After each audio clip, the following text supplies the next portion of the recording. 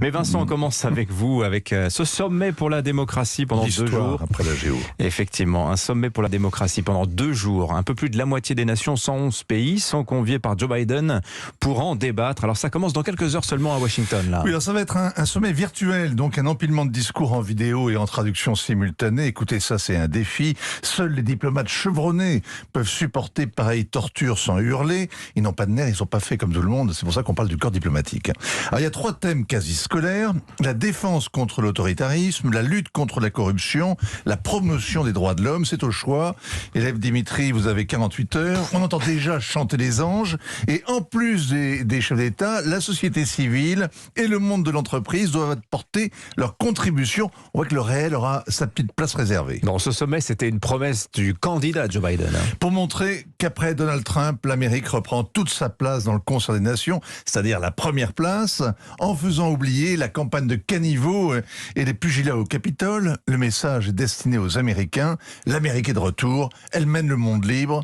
Le monde, elle mène tout le monde et le monde libre. Et oui, c'est quoi le monde libre?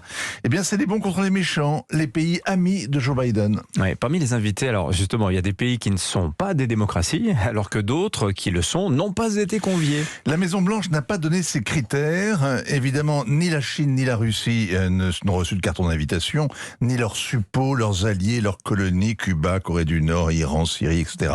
Mais dans ce sommet des démocraties, on trouve le Pakistan, le patron, le parrain des talibans, qui offrait l'hospitalité à Ben Laden, qui a aussi diffusé dans le monde entier la bombe atomique, et qui a fini par imposer on va y arriver. Qui a pratiqué le terrorisme pendant des années. Mais exactement. Hein.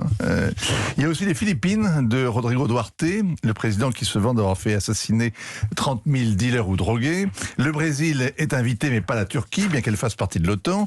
Et dans le monde arabe, l'Irak, oui, la Jordanie, non, ni aucune des pétromonarchies, alliées traditionnelles des États-Unis. En Europe, la Pologne, oui, la Hongrie, non.